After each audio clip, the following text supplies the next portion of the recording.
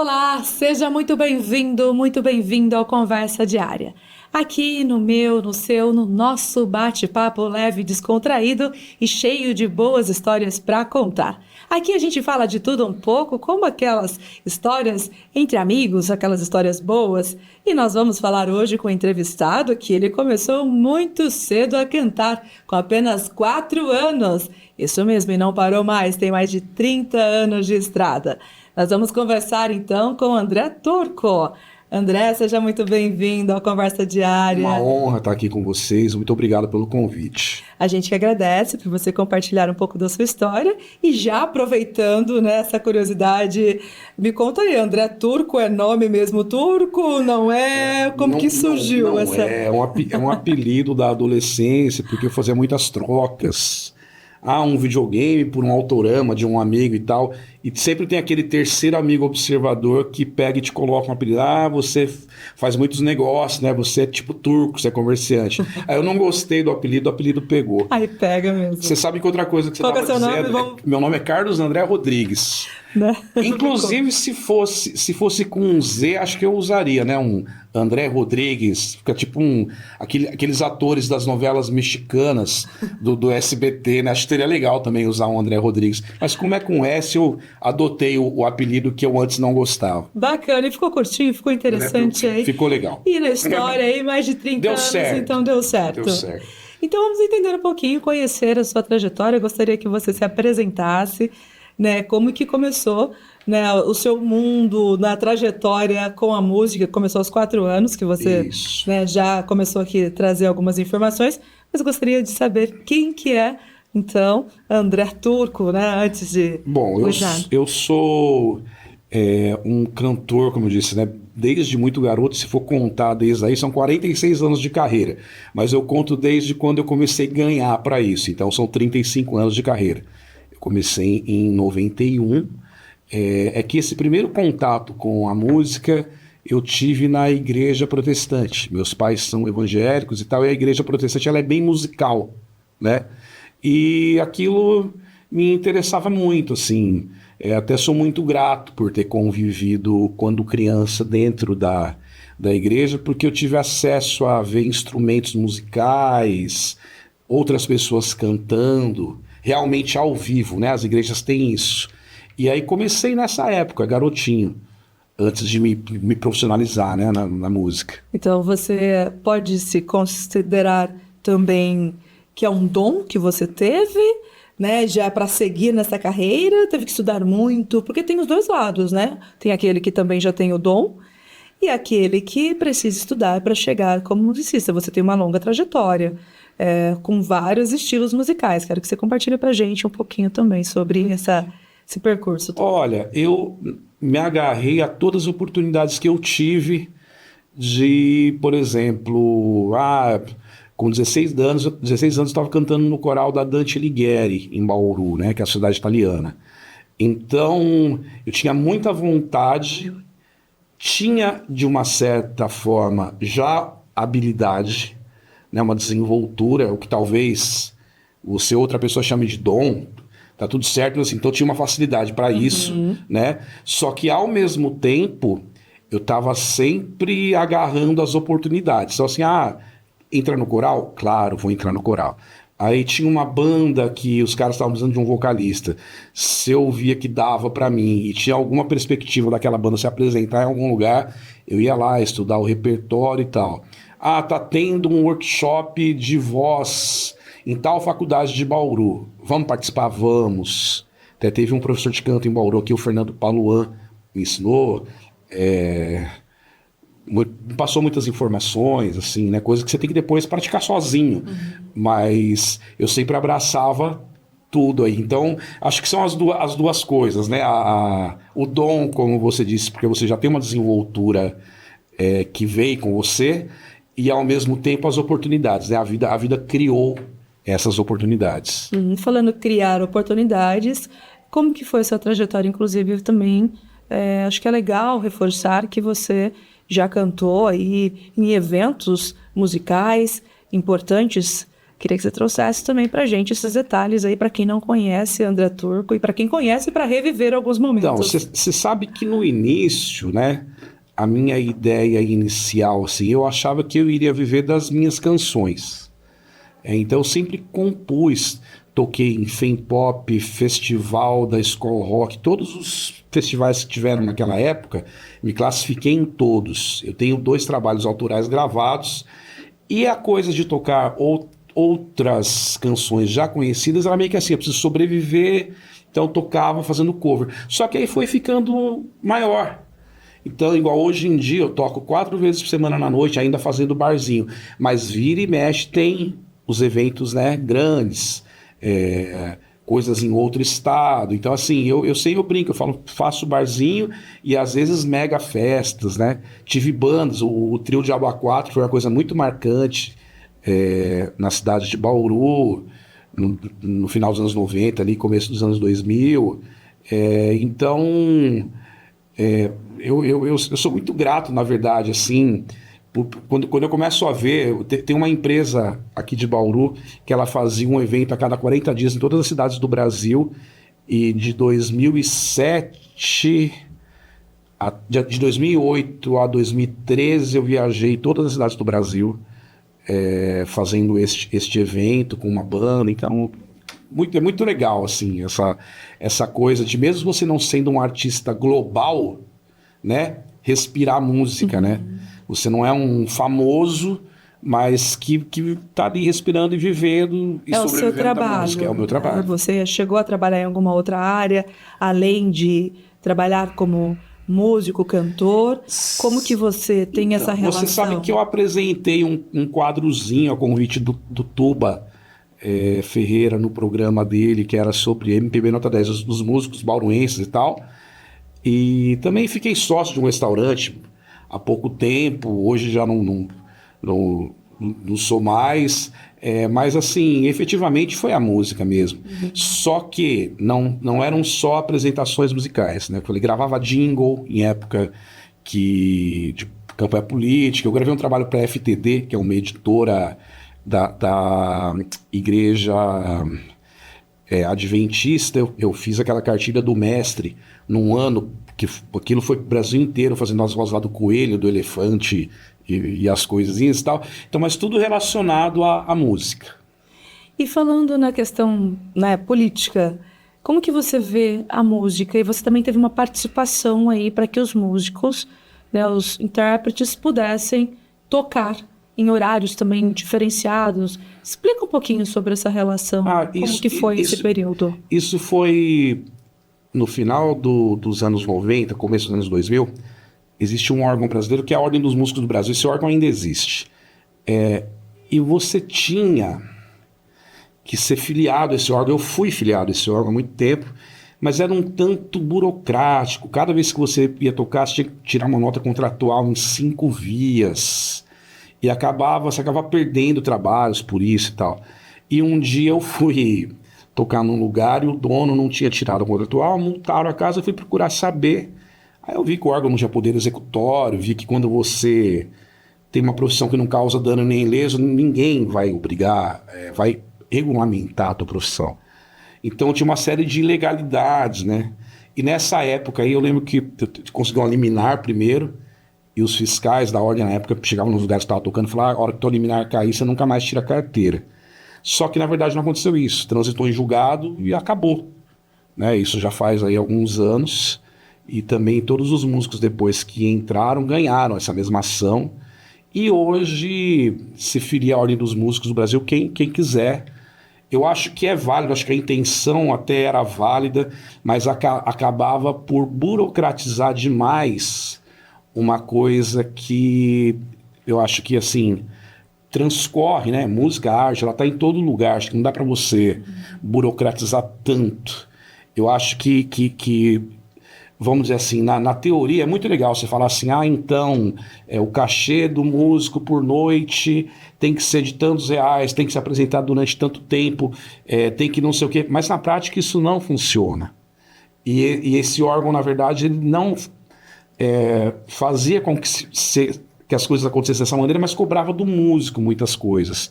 Então, assim, em relação ao lado do músico, eu me engajei nisso. E uma vez me engajei, fui com um sindicato para Brasília protestar contra o fator previdenciário, porque eu já irei me aposentar daqui 5 anos, tá? Agora só daqui 15. E eu acho que a gente tem que se engajar no que está atrapalhando o nosso direito, né? Vamos dizer assim, o que prejudica a gente, às vezes, objetivamente. Isso não se trata, acho que, de esquerda, de direita, acho que se trata de, realmente assim, que você consegue ver pautas objetivas que vão ser ruins para você, e acho que o músico tem que se engajar também nessa situação, porque às vezes você acha que você faz parte de uma casta, e não é. Isso é um CPF aí qualquer, né? Eu falo, hoje eu sou um trabalhador braçal da música, eu trabalho 4 vezes por semana, só que eu não carrego, de repente, uma enxada, mas carrego lá minha guitarra, meu violão, faço o meu papel, que é entreter as pessoas, principalmente em barzinho, mas aquilo não é literalmente um show. É uma parceria que funciona meio que assim. Eu ganho para que o ticket médio, isso é o que as pessoas gastam no bar, seja maior. Então, se o cara ia ficar só meia hora num bar, às vezes por eu estar tocando lá e apresentar um bom trabalho, ele fica 3 horas. Aí o dono do bar passa a ter lucro e me paga. Então, assim, é uma relação comercial também. Então, eu acho que a gente também tem que ter essa visão prática das coisas e se engajar, como eu disse, de forma prática. Porque eu, às vezes, estou trabalhando e estou falando assim, pô, esse dinheiro de hoje é para pagar a internet de amanhã. E aí, como todo mundo, né? São assalariados. São os desafios que se encontra aí na profissão.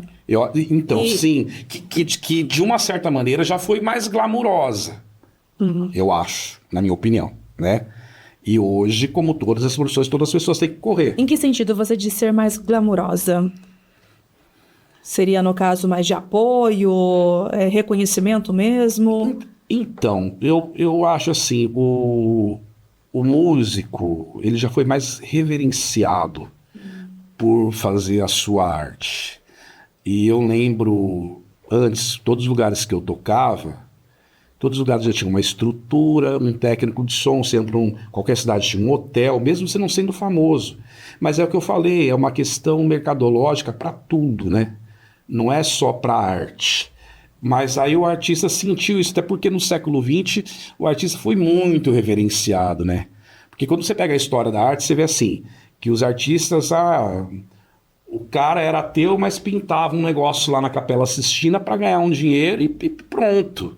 E eram bons dinheiros, mas ele era de uma certa... O Michelangelo, ele era anônimo, né? E agora, depois de um tempo, não. O artista virou assim, aquele cara que as pessoas, independente da arte, até param para ouvir como se ele tivesse superpoderes de outras coisas, né? Então, eu acho que, assim, era mais glamuroso nesse sentido. E não sei se isso também é bom. Talvez isso até gere uma ilusão para o próprio artista também. Entendi. Eu acho. Né? E trazendo para o seu estilo musical, qual o estilo que você mais gosta de cantar, tocar, enfim? E qual que é o seu estilo? Puxa, eu ouço desde Chico Buarque a Black Sabbath, então eu ouço MPB, eu ouço rock, eu ouço tudo. E tento fazer um apanhado dentro disso e tocar as melhores coisas de todos os tempos e de todos os artistas. Tem uma veia de rock, mas eu não vou dizer que eu sou roqueiro. Eu ouço Gonzaguinha e aquilo me emociona muito, então não sei dizer. De tudo um pouco, você toca e canta. Excetuando, não sei se pela senilidade já, por estar mais velho, os ritmos mais novos, tipo os funk carioca de agora, pisadinha, esse tipo de coisa é uma coisa que não me agrada. Eu acho assim... eu vim de uma escola ali dos anos 80, né, e 90, onde a música brasileira sempre teve de tudo. Sempre, vamos supor, tinha coisa séria, que era o Chico Buarque, tinha coisa romântica, que era o Roupa Nova, mas já tinha a Gretchen, já tinha a Rita Cadillac, tinha. Só que era assim, tinha aquilo também, não tinha só aquilo.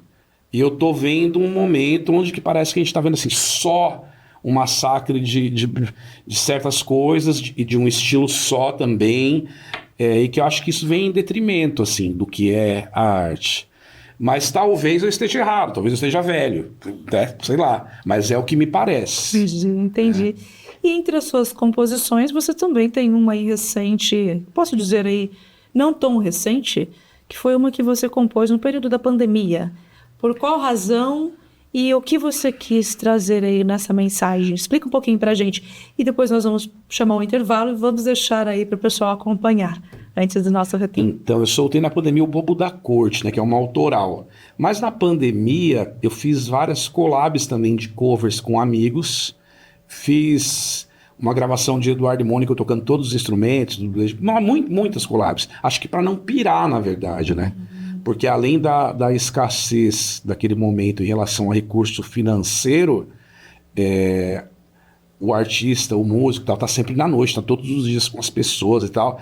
Então acho que a maneira foi se voltar para dentro do trabalho. Não, excelente. Então vamos chamar Eduardo e Mônica. Nós vamos ouvir o Eduardo e Mônica? Vamos ouvir? Renato, Vamos então é que eu ouvir? tô tocando os 4 instrumentos lá. Muito legal. Bacana. Perfeito. Nós vamos para um rápido intervalo, então você acompanha Eduardo e Mônica, né? Só a gente volta já já. Fique com a gente. Acompanha.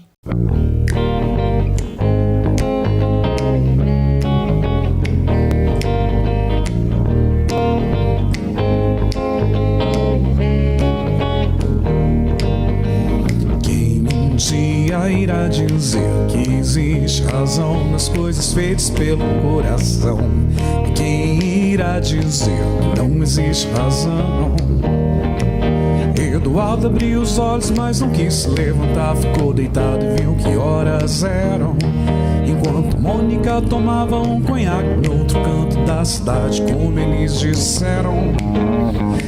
Eduardo e Mônica um dia se encontraram sem querer. Conversaram muito mesmo pra tentar se conhecer. Carinho do cursinho do Eduardo que disse: tem uma festa legal e a gente quer se divertir. Festa estranha com gente esquisita, eu não tô legal, não aguento mais birita. E a Mônica riu, quis saber um pouco mais sobre o boyzinho que tentava impressionar.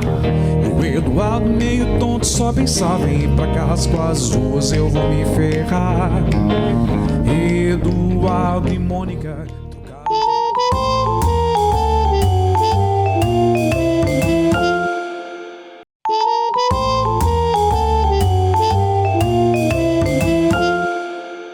Voltamos! Estamos falando com André Turco, esse cantor que inspira por onde passa e tem aí uma trajetória de mais de 30 anos. 34 anos. 34 anos. E falar em inspirar, o que te inspira a subir no palco e realmente interpretar, cantar e também motivar outras pessoas depois de tanto tempo já de carreira? Eu acho que tem aquela brincadeirinha clichê que fala: quem canta seus males espanta, né?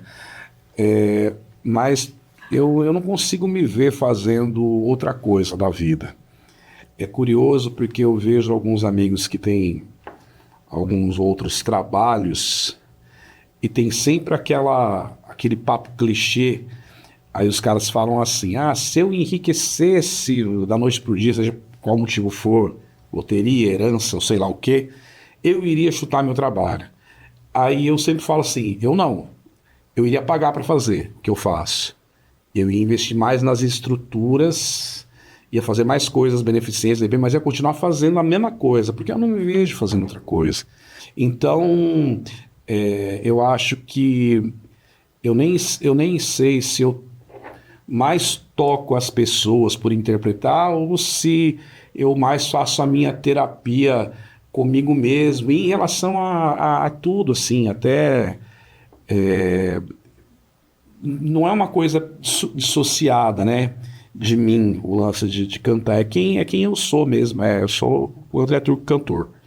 E ao longo desses 34 anos, nessa trajetória profissionalmente, o que mais te marcou, o que mais, alguma coisa assim, para compartilhar? Eu sempre gosto de pôr essa pergunta, porque tem os desafios, tem as alegrias. Você tem algo para compartilhar conosco, assim, que foi bem marcante também na sua trajetória? Em 2003, eu tocava com bandas, né? E de repente o mercado ficou bem difícil para a banda. E na banda eu tocava contrabaixo e cantava. E eu não sabia tocar violão em 2003. Eu já tinha ali 29 anos, né, 28. E eu falei, nossa, e agora? O mercado tá ruim. Eu tenho 28 anos. Não dá mais para ficar nessa coisa de tocar com banda uma vez por semana. Não dava mais para sobreviver daquilo. Foi a primeira vez que eu pensei em trabalhar com outra coisa. Aí eu falei, pô, mas tem a possibilidade de eu começar a estudar aí o instrumento e começar como se fosse do zero de novo. Agora, meu nome, eu sozinho, fazendo violão e voz à noite. É que é difícil pra caramba pegar um instrumento com 28 anos. Mas estavam, naquela época, na moda, aqueles shows, barzinho e violão. Tava muito isso. E aí eu falei, pô, é um momento, quem sabe eu não consigo. E comecei a me dedicar ali, como autodidata mesmo. Assim, claro, já tinha experiência com música, já estava tocando na noite há quase 15 anos. Mas não me acompanhando tocando instrumento, eu era contrabaixista, não tocando violão. E eu lembro que foi a primeira vez que eu senti um certo medo de ter que largar a música como profissão e ter que fazer alguma outra coisa e continuar levando a música como hobby. Mas foi um desafio no qual eu temi muito, mas me fez crescer, né? Porque aí não me tornei virtuoso, não sou um grande violonista, um grande guitarrista, nada disso, mas consegui o feito de me acompanhar já depois de mais velho. Isso é interessante que você menciona, que a gente falou aqui de habilidade também, né? Trazendo aí para a questão do dom, mas não é somente isso, né? Tem que estudar. É. É importante sim. frisar isso também, porque toda profissão é necessário o estudo e com você também tem essa prática. Tem que praticar muito. Todos os dias. Hoje em dia, pelo fato de eu tocar 4 vezes por semana, eu confesso que não pratico mais. Eu uso o tempo para descansar até. Mas todas as vezes que vai, de repente, tirar uma música nova, ou vai ter um show novo que você tem que apresentar uma coisa nova, você tem que se dedicar. Não vem, né, por osmose, não. Eu acho assim, é um barato, porque quando você é hábil no que faz, é igual você ver um atleta, né? Uma bailarina, né? Parece fácil, né? E esse é o grande lance, né? Tem que parecer fácil mesmo. Mas para você chegar a fazer aquilo mesmo com maestria é difícil. Né? O parecer fácil que é complicado. Até parecer fácil é bem difícil. Eu tinha essa impressão do violão, você olha, a pessoa tocando, por exemplo, é muito simples. Mas quando você vai tocar o mesmo instrumento, eu particularmente, muito complicado, achei. É complicado, difícil, é complicado. Né? Você falou que começou aí já na vida adulta, pegando né, o instrumento. Claro que eu já tinha a teoria musical, já tinha tocado, tinha uma experiência, mas não tinha experiência com o instrumento, não tinha. Em relação ao apoio para os artistas, para o músico, como que você vê essa relação do apoio no nosso país, na nossa cidade, enfim? Eu acho que o artista lida muito mal com as questões burocráticas e também tecnológicas. E acho que cada vez mais tudo está se tornando burocrático e tecnológico. Então eu acho que os artistas eles têm bastante dificuldade, eu pelo menos tenho, com editais e coisas desse tipo. E às vezes a gente deixa de conseguir alguns trabalhos que vêm do poder público por conta disso. Acho que tinha que, de uma certa forma, aí, diminuir essa distância, eu não sei dizer como. Não quero só criticar o poder público também, mas eu ainda acho um tanto quanto distante. Eu consegui já aprovar alguns editais, principalmente na época da pandemia, mas como você não tá, na época da pandemia não estava tocando, então eu tinha tempo. Uma pessoa que leva, de repente você vai levar meia hora para fazer um negócio que eu vou demorar 3 dias, porque eu não tenho habilidade naquilo. Mas aí como tinha tempo, então eu consegui aprovar. Mas nesse cotidiano eu acho que ainda tem uma lacuna. E falando, já aproveitando esse gancho da parte tecnológica, do mundo digital, você tem produções também voltadas para isso? Queria que você falasse um pouco, que você trouxe também já que na pandemia você fez trabalhos com outros artistas, e qual que é o benefício, né, das mídias digitais, por exemplo, e o meio de divulgação? Importantíssimo, né?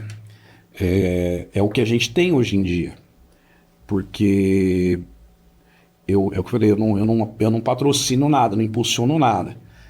Igual eu tenho uns 200 vídeos no meu canal do YouTube, que ali é meio que meu portfólio. Mas há pouco tempo eu fiz um TikTok, tem 1.000 pessoas. A minha página do Facebook tem 10 mil, meu Instagram 5 mil, sem impulsionar. Então isso antes, para você conseguir, você precisava de uma mídia formal. Então eu acho que o que temos hoje é isso. Inclusive, se eu puder falar aqui, o Márcio do Calibrados, o Acústicos Calibrados, aquela banda, ele está me ajudando, que ele já é de uma geração um pouco mais nova que a minha. Eu vou colocar todos os trabalhos que eu gravei. Eu gravei dois CDs autorais, né, que é o Meus Segredos e o Camaleão de Azê. Eu vou colocar no Spotify. E isso, de repente, não é nem só para as pessoas falar, monetizar. Às vezes não é nem isso. Mas é para que as pessoas possam ouvir o seu trabalho autoral também, que no meu caso é uma outra coisa, diferente do que o que eu toco na noite, né? Ainda pretendo fazer um show com as autorais, quem sabe fazer um circuito S aí, né? Sesc, SESI, Senac, sei lá, quem sabe. Eu quero voltar um pouquinho também. Acho que em 2002, você decidiu seguir carreira solo. Foi aí que eu te contei de ter que aprender. Foi a grande questões. Foi aí. Porque eu falei, ou eu tenho que me remodelar aqui, né? Reformular tudo, ou eu vou ter que fazer outra coisa. Aí eu posso também fazer outra coisa, levar a música como segundo plano, né? Tocando contrabaixo e cantando. Tem um monte de músicos que eu conheço que são maravilhosos, que tem muitos de um talento maior do que o meu, mas que não vivem de música. E hoje você tem a carreira solo, mas também quando precisa faço com a banda. E eu consegui ficar só na música, com muita dificuldade, mas só na música sempre. E para quem quer conhecer seu trabalho, como que faz? Né? Tem alguma outra música que você deixa pra gente também? Já como você já mencionou aqui, né? Quem canta os males espantas, pra gente colocar aí mais um trechinho pro pessoal acompanhar. Então, é só escrever André Turco Cantor no Google, @André Turco Cantor. Ele vai direcionar para o site, para o YouTube, para o Instagram, para o Facebook.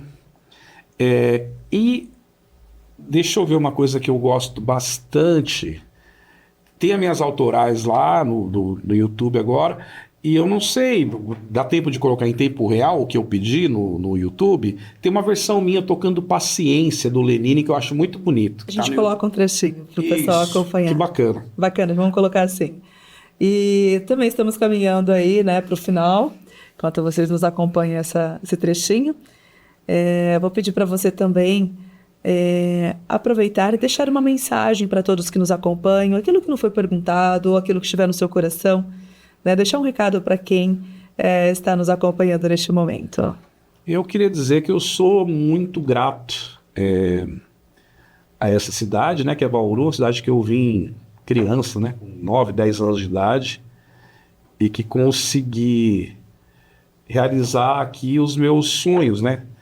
Eu acho que não tem essa de ser vencedor, de ser perdedor, acho que a gente tem que ser continuista e sempre em frente, e é como eu me vejo nesse momento e vendo as coisas ainda acontecendo. Espero ter sempre essa perspectiva, esse prognóstico. Eu vejo, esses dias vi o Tony Tornado cantando com 90 e poucos anos, já quem sabe eu consigo chegar lá também. E é o que eu quero. Muito bom. Desejo para você, então, sucesso. Foi uma honra, obrigado. Nossa, eu estou muito feliz de estar aqui. Eu que agradeço por compartilhar um pouquinho, né? Aprender um pouquinho da sua história nesse mundo musical, ouvir um pouco também. E nós vamos ficar com esse trechinho que você sugeriu para a gente, então. Obrigada pela sua participação, André. Muito obrigado, foi um prazer. Sucesso.